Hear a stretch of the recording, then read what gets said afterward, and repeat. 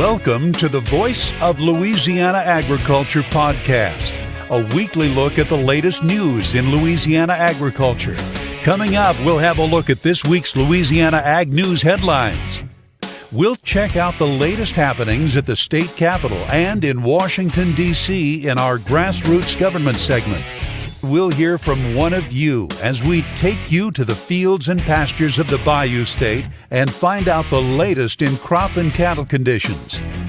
And we'll look inside the markets with commentary from experts at the Louisiana Farm Bureau Marketing Association.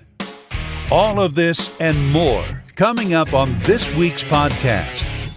Now, here's the host of the Voice of Louisiana Agriculture podcast, Carrie Martin. Hello, everyone, and welcome to episode 22 of the Voice of Louisiana Agriculture podcast for Friday, November 30th, 2018.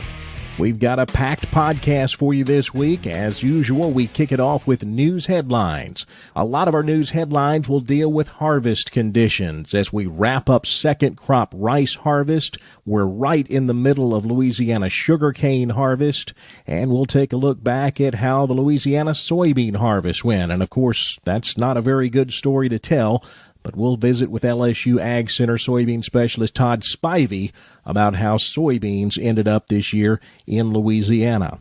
We'll also take a look at the kickoff of the 2019 crawfish season as well. In grassroots government, we're visiting with Louisiana 5th District Congressman Ralph Abraham. He introduced a bill to help Louisiana soybean farmers who are struggling this year, and we'll also get an update on the farm bill from Congressman Abraham. We go in the field this week back to Evangeline Parish to visit with Richard Fontenot. We've had Richard on the podcast a couple of times this year. He'll give us an update on how his second crop rice harvest is going, and he'll also give us an update on that very sad soybean situation that he's dealing with this year. Richard has gotten national attention over the last couple of weeks. He has been featured in stories in national news outlets across the entire country. Avery Davidson was on his farm earlier this week, and while he was there, CNBC had a film crew there as well. So Richard has been all over the media talking about the soybean situation and the fact that he's had to literally just plow up most of his soybean crop this year. We'll have our regular market analysts check in with us on the cattle and grain markets, and then we wrap it all up with a look at the Louisiana Ag Calendar. We've got a lot of national meetings coming to Louisiana over the next month or so, and we'll run down a lot of those meetings as well as what's happening all over the state in Louisiana agriculture. All that's coming up on episode 22 of the Voice of Louisiana Agriculture podcast, and it all kicks off right now.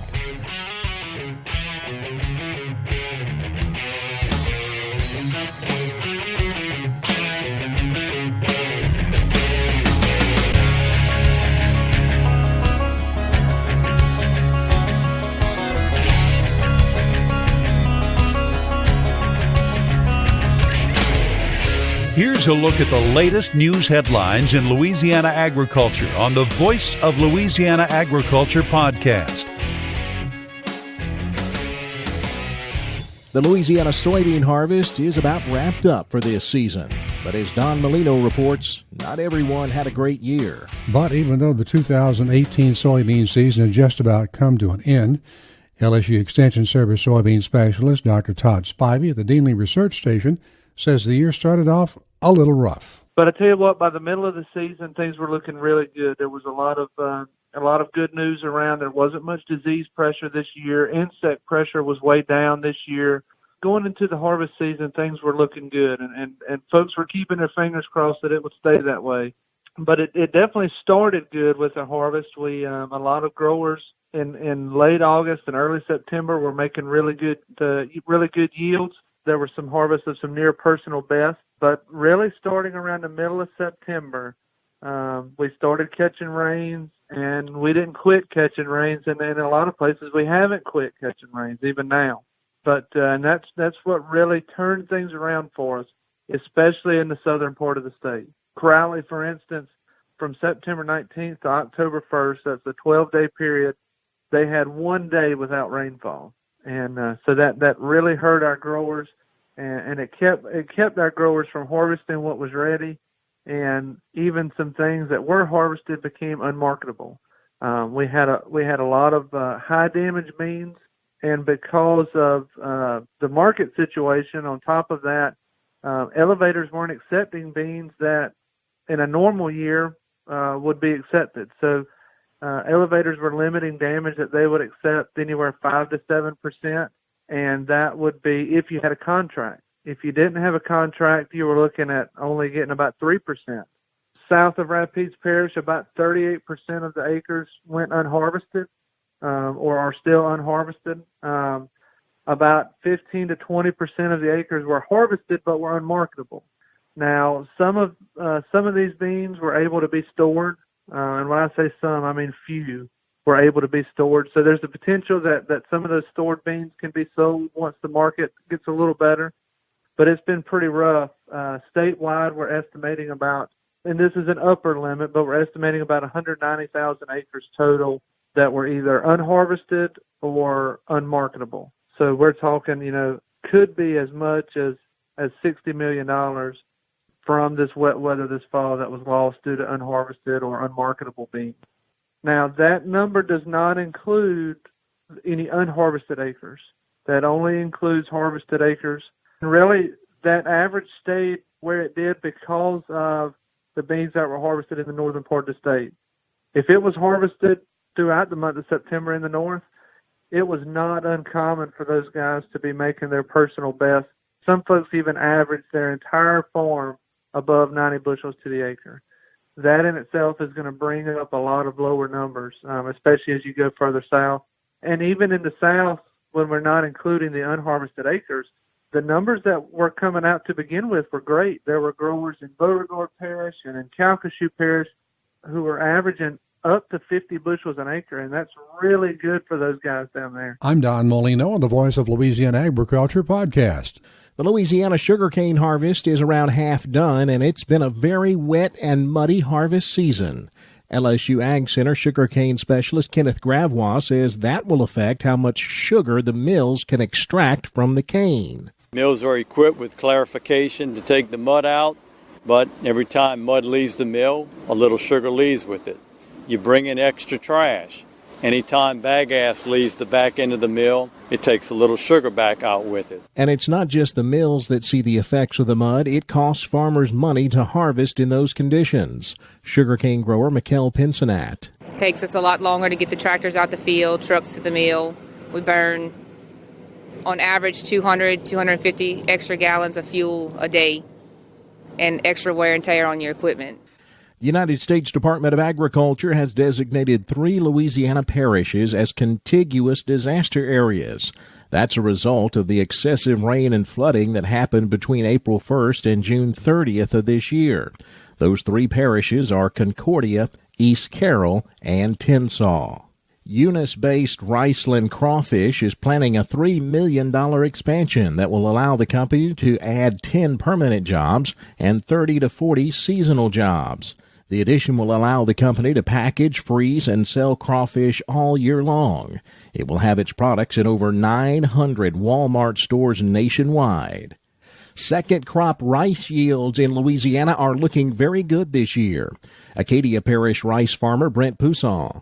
Second crop yields so far have been about 40 to 50% of first crop yields, and I'm satisfied with the way it's turning out so far. The way the prices are right now, it is very important that we can have a good second crop to keep the wheels turning, especially with the added cost of the degradation of the field conditions. LSU Ag Center agent Jeremy Hebert says hitting that 50% mark is what most farmers are shooting for. You hope to get half. That's what most farmers are going to be aiming for, is to get 50% of their first crop. This year, I think it worked out in a lot of farmers' favors where they've gotten 50%. The Louisiana crawfish industry is alive and well, and consumers are starting to look forward to that first harvest of the 2019 season. Don Molino reports that crawfish farmers face some of the same problems as livestock and grain farmers. According to LSU Ag Center Extension Service aquaculture specialist Dr. Greg Lutz, it's still early in the crawfish season, but so far, producers haven't found any red flags. So far, the weather has been cooperative, and those warmer temperatures help the crawfish grow and get up to market size pretty quick. It's cautiously optimistic at this point. But costs for producers keep going up. Yeah, this is a real issue for our crawfish industry, and it's something that the consumers don't necessarily think about. The cost of bait has gone up quite a bit. It's hard to find good natural bait these days. Of course, fuel and labor and everything else. We got a little break on gasoline right now, but overall, and you look at the long term, and it costs maybe twice as much to harvest crawfish as it did just 10 or 12 years ago. Is it best to get your crawfish farm raised or in the wild, or does it matter? In terms of quality, there's not a big difference. Quite often the wild crawfish have a little bit larger size, depending on the year, the season. Overall, on a global basis, when you look at seafood markets, there's a lot of emphasis now on traceability and sustainability. And on both those fronts, the farm-raised crawfish seem to be a little bit ahead of our wild harvest. But I think from a typical consumer standpoint, you're not going to see a whole lot of difference. And the age-old question, when's the best time to buy crawfish?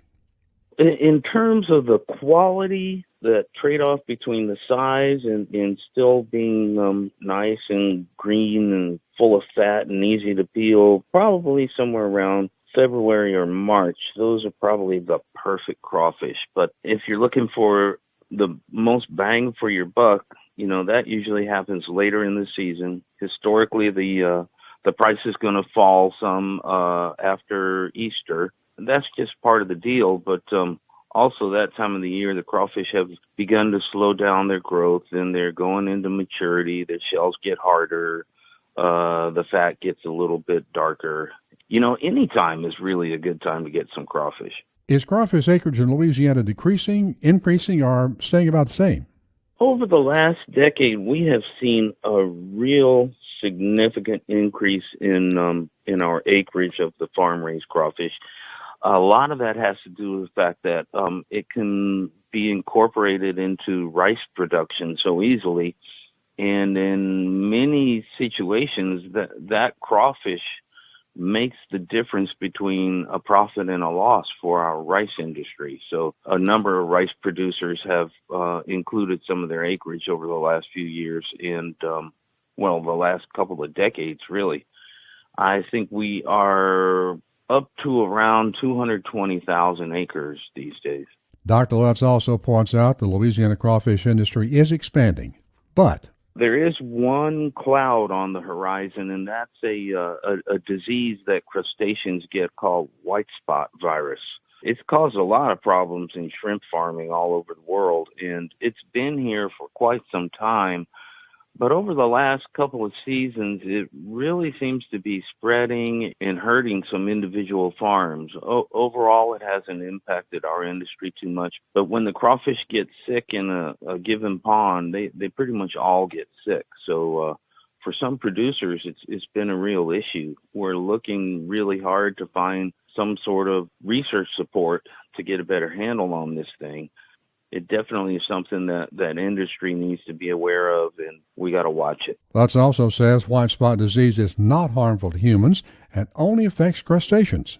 Generally, it is going to destroy a lot of the tissue inside the animal, including the nerve tissue. So when you see a sick crawfish with this virus, they get slow, they get sort of uncoordinated. If they do manage to pinch you, they can't let go. They'll fall over on their sides and they die. And typically it's the large crawfish that succumb to this virus. The young crawfish are scooting around the pond just fine, but it's the big ones that die. And of course it's the big ones that our producers need to harvest to turn a profit. It's really of concern to some of us industry observers, and we're hoping we can find a way to do some work on it. I'm Don Molino on the Voice of Louisiana Agriculture podcast.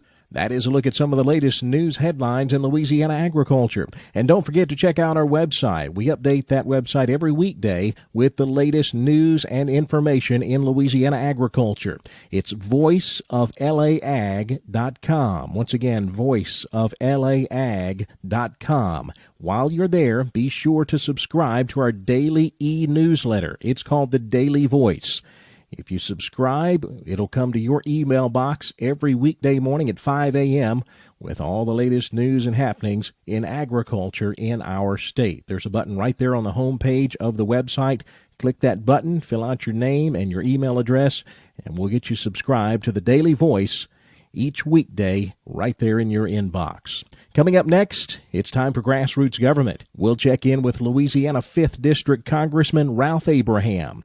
Congressman Abraham introduced a bill in Congress this week to help Louisiana soybean farmers who are struggling. We'll talk about that bill, and we'll get a Farm Bill update as he sits on the Farm Bill Conference Committee. Congressman Ralph Abraham is next on Grassroots Government, right here on the Voice of Louisiana Agriculture podcast.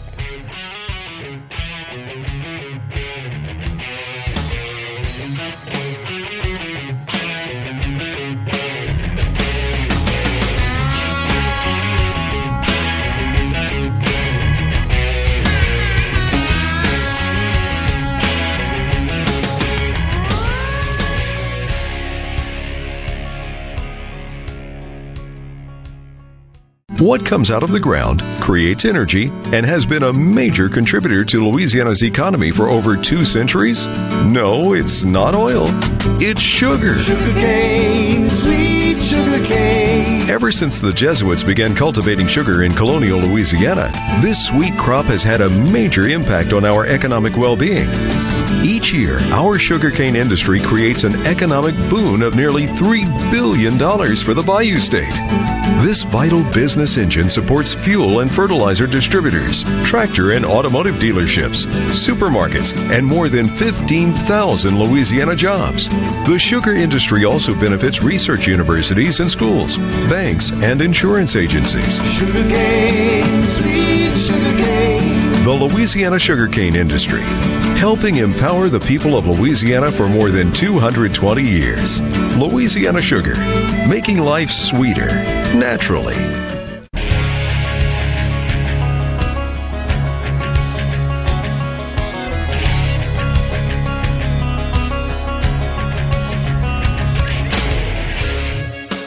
It's time for a look inside the halls of government in this week's edition of Grassroots Government on the Voice of Louisiana Agriculture podcast. On Grassroots Government this week, we're joined by Louisiana's 5th District Congressman Ralph Abraham. Hey, Gary. Hey, Congressman, how are you today? I'm good, man. How you getting along? Doing real well. Congressman, I wanted to ask you about a bill that you recently filed to help Louisiana soybean farmers. Of course, we've discussed many times the situation that Louisiana soybean farmers are in with the weather damage and elevators not taking the damaged beans. What would your bill do to help that situation? What my bill does, it changes the payment structure to allow the farmers who couldn't harvest a crop to use planted acres instead of harvested acres so that they can utilize the MFP to hopefully recoup some of their losses. And for Louisiana alone, we're talking $5 million. And in the scope of things, certainly up here in Washington, D.C., that literally is a drop in the bucket. But for those farmers that could possibly receive that help, in many, many cases, it will mean the difference between, folding tents and not farming ever again and, continuing the family tradition. Well, when U.S. Agriculture Secretary Sonny Perdue was here in Louisiana several weeks ago, I know you were there on that visit. I visited with you then. He didn't have very good news for us. He told us that really his hands were tied at USDA, so this had to come from Congress, correct? Exactly right. And, we like Secretary Perdue. I think he does a wonderful job up here at USDA, but you're exactly right. He told us when we were down there that it was up to Congress to fix this, that he had actually tried to do it within his department, but legally he could not. So it fell into our hands, and this is what my bill will do, will allow him to use some of those MFP funds to pay on planted acres instead of the harvested acres. The USDA told our soybean farmers that it would have their backs during these trade negotiations due to the China tariffs. And this bill ensures that the USDA will be able to honor that commitment, and Congress needs to get on board, do the right thing, and get this bill passed for our hardworking farmers. Well, and part of this is the trade situation, not all of it. This was one of those perfect storms where weather really stepped in and caused a big problem. But yes, the trade situation played its role as well. Yep, we've got a double or a triple whammy. We've got the trade, we've got the Midwest that are shipping all their beans down to our elevator, so they're full because they're not going to the West Coast because of the China trade debacle. And again, this is up to Congress to do the right thing, step up to the plate, swing the bat, and hit a home run for our farmers. Well, of course, you can't pass that on your own. You're going to have a lot of support in Congress. What is the reaction you've gotten from other congressional members on that bill? Well, we just literally dropped the bill this week. I am meeting today and the rest of this week with the members of Congress, with the members of the committee, with the chair of the House Committee on Agriculture.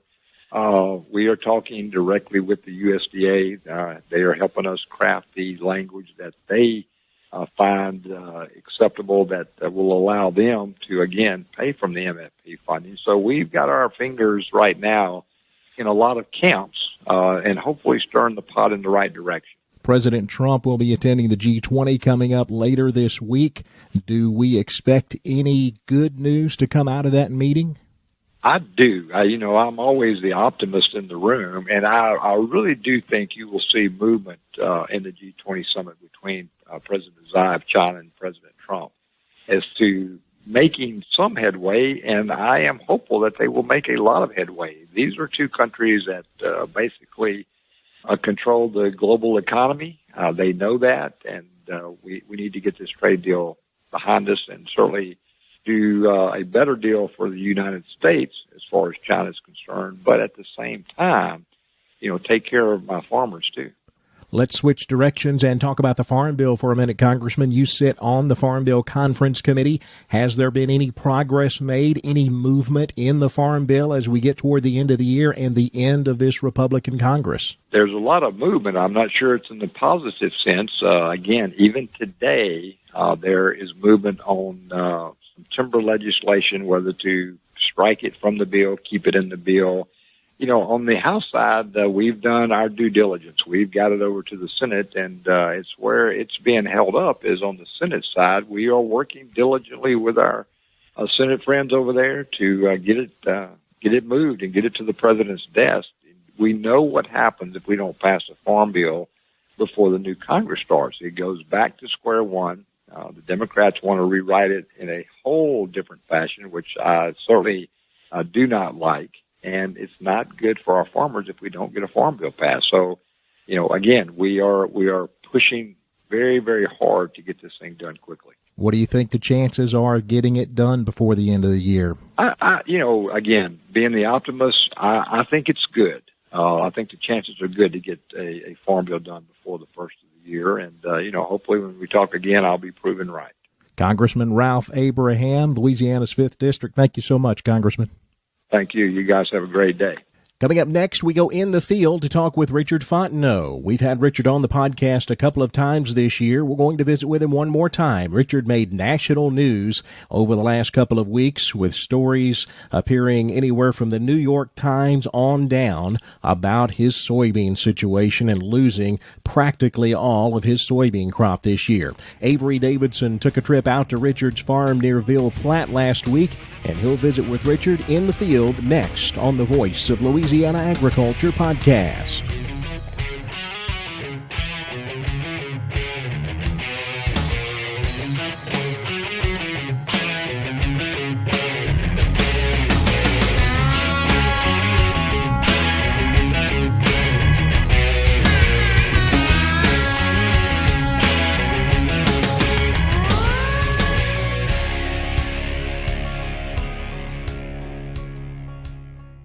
This is Trace Atkins for the Louisiana Farm Bureau Federation. Farm Bureau has been working for Louisiana's farmers and ranchers since 1922, and that work continues today. If you're a farmer or rancher, Farm Bureau wants you to join and be a part of their family. Farm Bureau knows you're busy running your operation, so while you're at work on your farm or ranch, Farm Bureau is watching out for your interests. So join today. The Louisiana Farm Bureau Federation, the voice of Louisiana agriculture.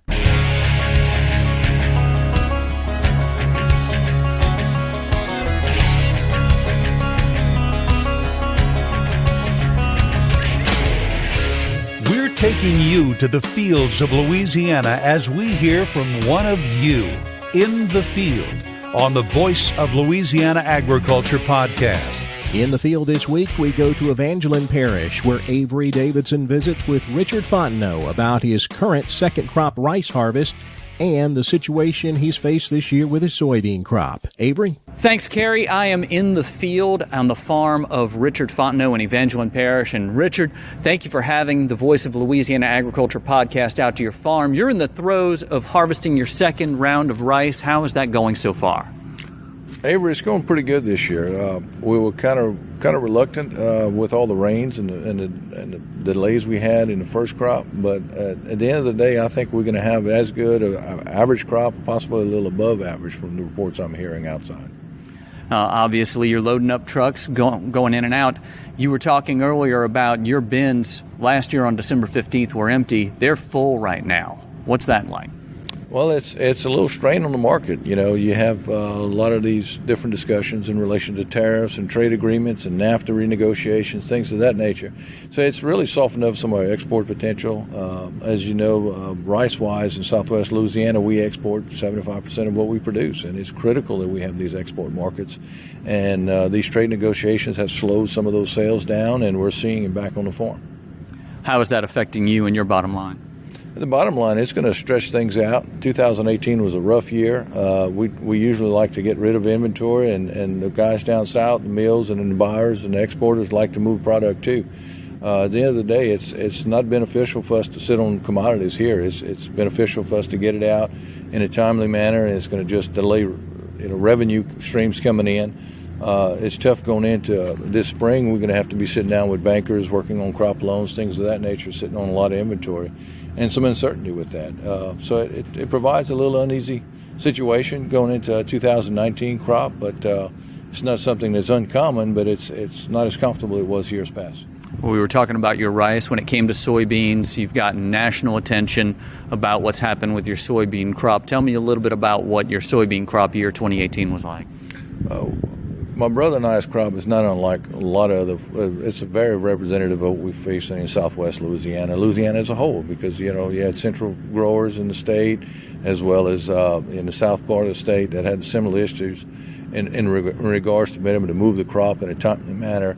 And unfortunately, weather came in those venues and really deteriorated crop on an exponential value.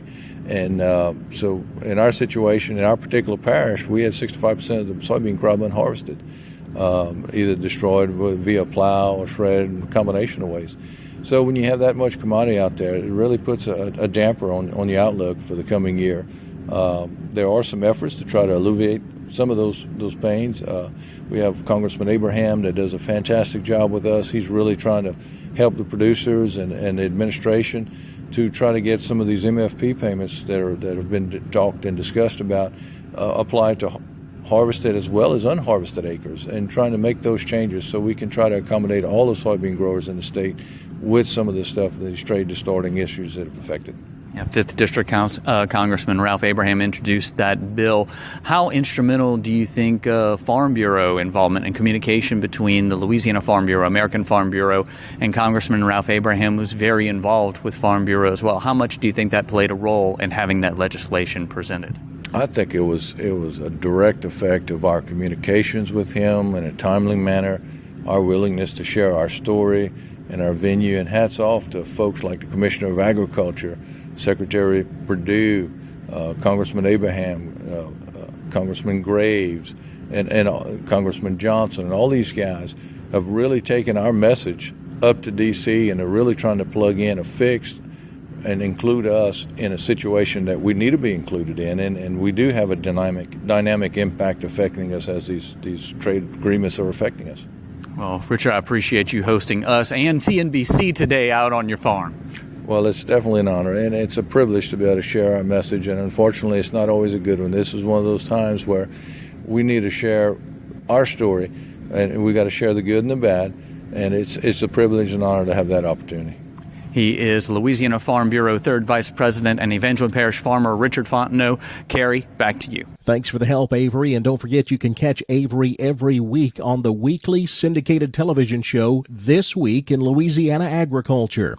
It airs on television stations and cable systems throughout the state of Louisiana each week, as well as every Thursday at 3 p.m. on RFD TV.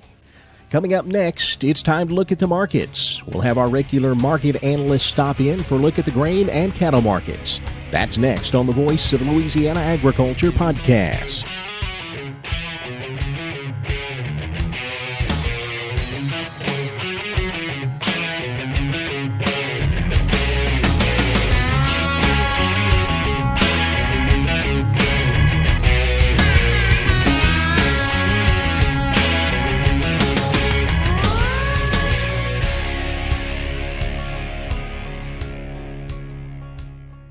This is Trace Atkins for the Louisiana Farm Bureau Federation. If you're a farmer or rancher, Farm Bureau wants you to join and be a part of their family. I grew up in Louisiana farm country, and I know all the hard work and sacrifice that you put into raising livestock, growing a crop, raising a family, and running a farm. Farm Bureau puts that same hard work and sacrifice into making life better for you and your family, so join today. The Louisiana Farm Bureau Federation, the voice of Louisiana agriculture.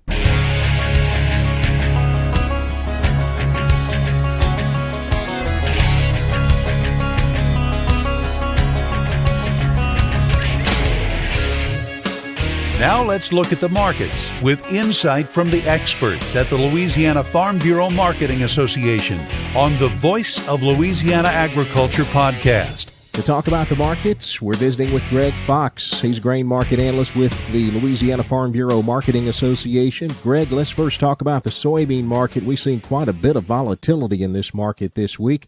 Give me your recap of what we've seen so far this week in the bean market. Yeah, Monday it just fell out 20-plus cents. No real reason why. Just kind of lack of fresh news was the biggest draw out of Mondays. And then Tuesday and Wednesday, we recovered everything plus some that we lost. Again, nothing really exciting news-wise for that. It just seemed to rebound. And yesterday, we saw probably positioning going into today. And then today we're up. I think everybody's on pins and needles today waiting for any kind of news out of the G20 summit in Argentina between Trump and China.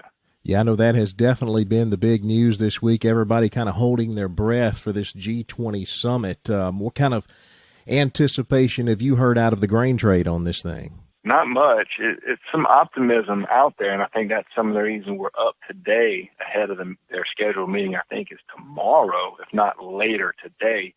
Either way, their meet's going to be after the market closes. So the overall tone, I think the market feels like they're going to get something done, or we wouldn't see a big push today. So, but it's hard to say. You know, it could go either way. You just never know whose ego is going to get in the way and crush any kind of trade deal.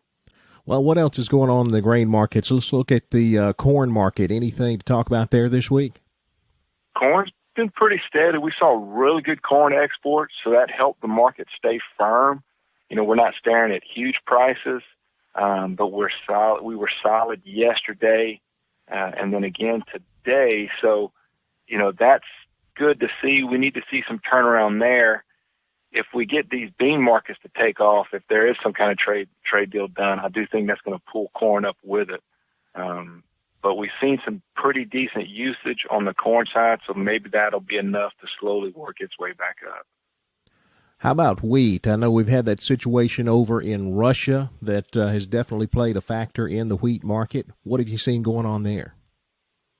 Wheat's up a good 10, 15 cents today, depending on what futures market you're working off of these days. New crop wheat's up about 10 cents roughly, so we get some news like that and we see these markets pop off on the wheat side, and then something comes in the next day that crushes it. So wheat continues to be pretty volatile and really hard to put your finger on where is it going to stay when it makes a move, because it can move down 20 cents and then 20 cents up the next day for no particular reason.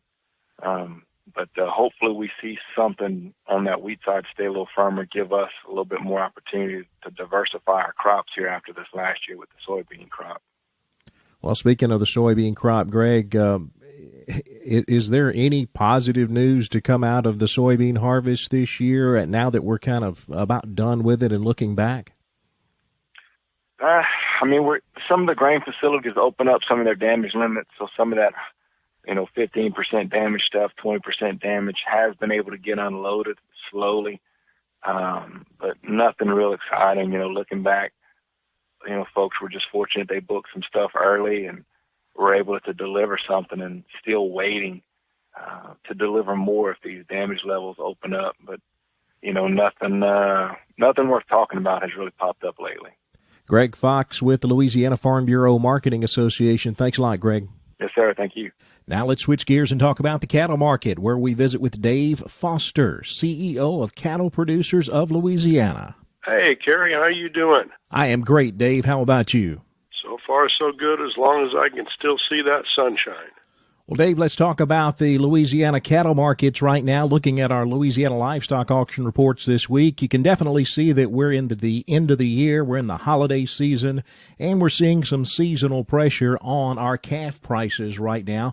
What are you seeing in our Louisiana livestock auction prices, other than the fact that, we're in the holiday season and the end of the year? Yes, and the other thing that's really it's encouraging for the stockyards for sure is these receipts have held up, and they're running some pretty good numbers and higher numbers than I think than what would be normal, even though we had a week off, and that does happen. But I think Kinder had 2,200 head or something like that on Monday, and so usually that would be closer to 1,500 or 1,200. So again, for the stockyards, that's a good thing. Our doggone weather, Kerry, still is a problem for us, because we've got a situation where we're still selling calves and lightweights, and those people just don't want to take them in with storms approaching. So there's a blizzard that's supposed to be moving through from Friday to Sunday, and these buyers are kind of stepping away just a little bit from receiving cattle. So although our calves are still holding strong, and demand will be good, is if we can get this weather situation under control. Well, Dave, all fall, you and I have been talking about the fact that slaughter cow prices have just been under a tremendous amount of pressure. Prices have not been good. How is that situation looking here at the end of the year? Our killing cows have picked up price-wise a little bit as well. They've gained some strength right before Thanksgiving, and certainly this week, killing cow prices have moved a little higher. All of that is encouraging, and so we just kind of have to see what happens next. Dave Foster, he, of course, is a former market reporter here in Louisiana and currently CEO of Cattle Producers of Louisiana. Coming up next, it's time to look at what's happening in Louisiana agriculture. We'll take a peek at the Louisiana Ag Calendar. We have a lot of dates to go over, and that's coming up next on the Voice of Louisiana Agriculture podcast.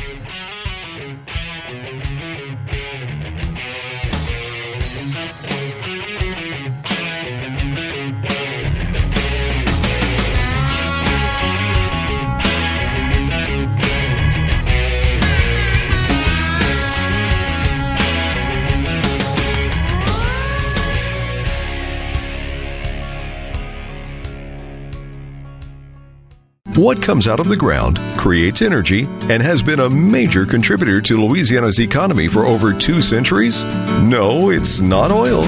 It's sugar. Sugarcane, sweet sugarcane. Ever since the Jesuits began cultivating sugar in colonial Louisiana, this sweet crop has had a major impact on our economic well-being. Each year, our sugarcane industry creates an economic boon of nearly $3 billion for the Bayou State. This vital business engine supports fuel and fertilizer distributors, tractor and automotive dealerships, supermarkets, and more than 15,000 Louisiana jobs. The sugar industry also benefits research universities and schools, banks, and insurance agencies. Sugarcane, sweet sugarcane. The Louisiana sugarcane industry, helping empower the people of Louisiana for more than 220 years. Louisiana Sugar, making life sweeter, naturally.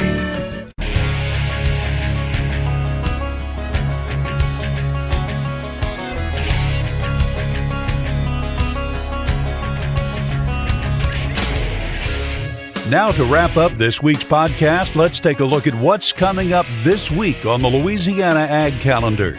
We have several items coming up on the Louisiana Ag Calendar in the next couple of weeks. First up, this coming Thursday, December 6th, the Louisiana Farm Bureau Federation's State Board of Directors is holding their bi-monthly meeting in Baton Rouge at the Louisiana Farm Bureau Federation headquarters.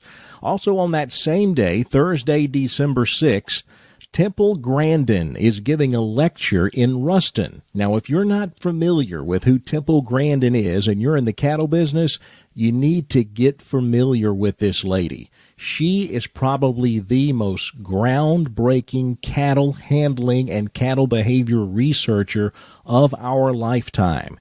Her practices, her research has been implemented in more cattle handling facilities than any other one person in the last 50 years. She's also very unique. She is a professor at Colorado State University. However, she also has autism. And she believes that autism allows her to see the world in the same way that cattle see the world. And as a result, that's how she's come up with all of the groundbreaking cattle handling research that she has given the industry over the last several decades. We're going to have Temple Grandin right here in Louisiana, Thursday, December 6th in Ruston at the Louisiana Tech campus. So you might want to look her up and mark that on your calendar. There's also been a movie made about Temple Grandin and her life, so look that movie up as well. It's quite a treat to have her here in our state giving a lecture at the Louisiana Tech campus Thursday, December 6th. December 6th through the 8th is the Louisiana Beekeepers Association's annual convention in Sulphur. If you want information on that, you can look it up on their website, labeekeepers.org. On Friday, December 7th, the Louisiana Forage and Grasslands Council is holding their annual meeting at the DeWitt Livestock Barn facility in Alexandria. It starts at 8:15 in the morning and runs through 2 p.m. that afternoon. Again, Louisiana Forage and Grassland Council's annual meeting, Friday, December 7th in Alexandria. We do have a couple of other meetings coming up to wrap up our year. On December the 10th, there's a farm profitability workshop in St. Martinville. Then on December 15th, a timber tax workshop in Baton Rouge. That'll wrap things up for our Louisiana meetings for 2018. Then we look into 2019, and January gets very busy for national farm meetings in New Orleans. It just seemed like this was the year for everyone to come to NOLA for their big nationwide farm meetings. It kicks off January the 8th through the 10th with the Beltwide Cotton Conferences in New Orleans. Then right behind the Beltwide Cotton Conferences, it's the American Farm Bureau Federation's annual convention, January 11th through the 16th in New Orleans. January 23rd through the 26th, the American Sheep Industry Convention will be holding their meeting in New Orleans. And then January 30th through February 1st, it's the Cattle Industry Convention and National Cattlemen's Beef Association Trade Show in New Orleans. So as you can see, 4 big nationwide farm meetings coming to our state in the month of January. Well, that's a look at the Ag Calendar, and that puts the wraps on episode 22 of the Voice of Louisiana Agriculture podcast. Be sure to connect with us on social media. We're on Facebook and Twitter. The handle is @VoiceOfLAAg. We keep those updated each weekday with all the latest news and happenings in Louisiana agriculture. We'll see you next time right here on the Voice of Louisiana Agriculture podcast. Thanks for listening to the Voice of Louisiana Agriculture podcast. Join us again next week. This podcast is produced by Carrie Martin and the Louisiana Farm Bureau Federation. For more information, be sure to check out our website, voiceoflouisianaagriculture.org and lafarmbureau.org.